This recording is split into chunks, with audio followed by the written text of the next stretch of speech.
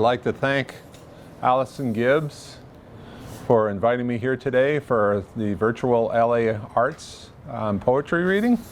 And today I'm going to be reading from Bear, Coyote, Raven, published by Resolute Bear Press. And I'd like to thank Valerie Lawson and Michael Brown for believing in me and publishing this book.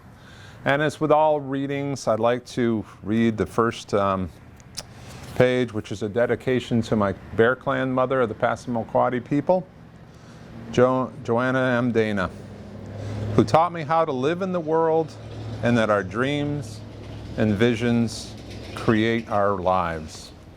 So I want to thank again my clan mother, Joanna Dana.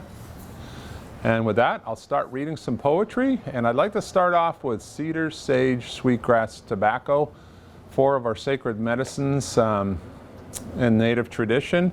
And I'm going to invite my lovely wife over to hand over the drum. And we'll be off and ready to go.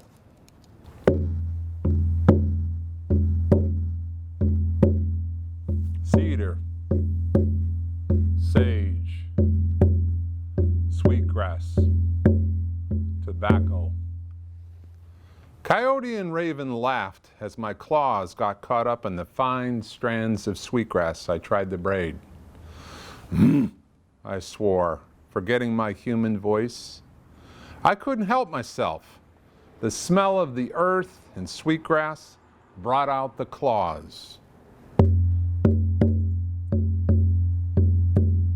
Cedar, sage, sweetgrass, tobacco. They found me in a blueberry fields outside of Calais, Maine.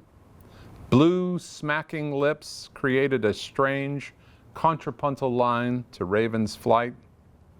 Coyote stole from the edge of a field, glancing cautiously.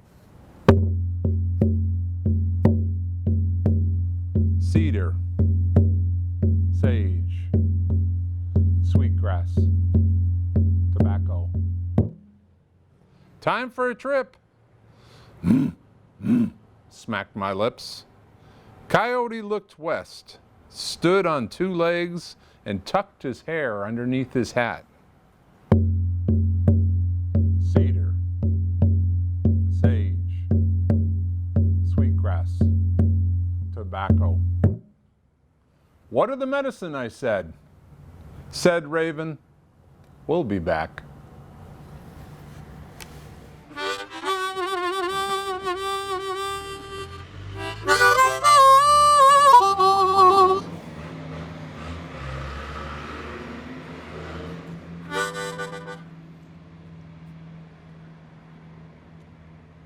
All right, the next one I like to read is Buffalo Blues. We climbed down from the back of an 18-wheeler on the edge of the Great Plains. A freak Alberta clipper had dumped 6 inches of snow. The warm sun made the plains look like an Appaloosa, snow and June grass. I played my harmonica, each note lost in the vastness of grass and snow and sky. Raven flew, coyote foraged. I played blues about this horse nation, the buffalo calf woman, and the times I could talk to people and they understood, and how it felt to be so alone now, each note evaporating as I played, like the Appaloosa fields. A horse trailer stopped next to me. They let a colt out. He took in the air and danced. Coyote paused to listen. Ravens circled above. I played on and on.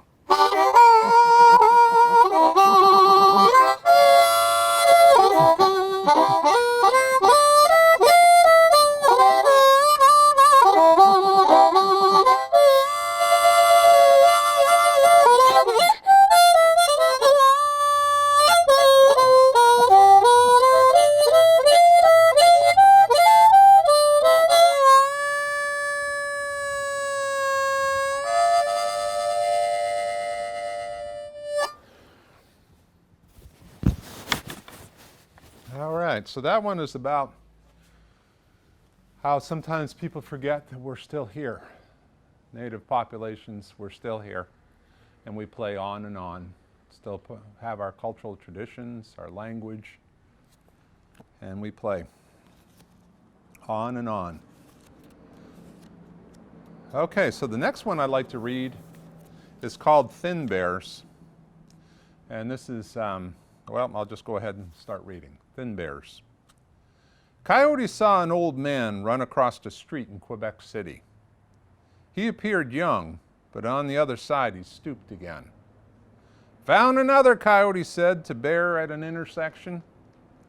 Bear, Raven, and Coyote followed the man to the back of a packing plant. In the refrigerator room, they found two women and the man Coyote had seen on the street. They were very thin. What the hell you folks doing down here? Coyote asked, taking off his hat and letting the fur flow. They changed to three thin white bears. We come down 35 years ago and warned the tribes we were dying. We could see the melt. Now there's nowhere to hunt. Countless of us have starved and died, leaving bones for scrimshaw and medicine. It is good to leave medicine, but only in its place and time. We are moving down. Bear remembered his sister that died in 2002. They found her emaciated remains on the edge of a blueberry field near Calais, Maine. Coyote and Raven sat with him and prayed around the sacred fire for 4 days. Bear felt death reaching in his new language: drought, hurricanes, fire, autoimmune illness, viruses. It seemed he added a new word daily. Our brothers and sisters warned others, but the others did not listen. Bear was angry as he thought of his sister and the whales he had seen washed ashore this past summer, their stomachs filled with plastic. The thin bears ate slowly so as not to get sick from the hormone-fed sides of beef. They stayed for a month until strong enough to travel. There will be many more of us, said the old man. Raven searched for a new habitat. Bear helped them to walk. Coyote encouraged them on. Each time was getting harder than the time before. Okay, so this time of year is a very sacred time of year for those of us in the Bear clan. And we fast twice a year in the spring and the fall, and that kind of aligns when the bear comes in and out of the cave. I'm getting too old to do those longer fasts now. But this puts me in mind this time of year, this beautiful weather that we have here, that it is that time. It's called Where Does He Go? They assumed he went to Florida. On a particularly cold, biting day, they predicted he'd be gone. Green frog skins lazily danced in the wind and mingled with red and gold leaves on the frosted wheatgrass. He walked slowly up the mountain. Halfway he took off his hat and coat and placed them neatly in a hole in an ancient oak tree. He stretched his paws on the cool forest floor.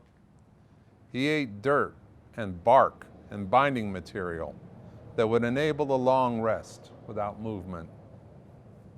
He tasted all life that has been or ever will be in the dirt and smiled wearily. The den smelled of aged fur and trapped breath. He let himself feel into the space, and when ready, circled 3 times and nestled into the soft silt. He slept and dreamed constellations that appeared in distant galaxies.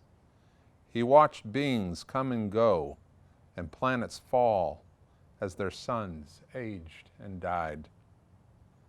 He walked across galaxies in long, wide strides and offered what he could of his generous medicine.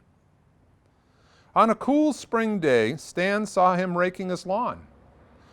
"Which part of Florida do you go to?" Bear smiled. "The northern part."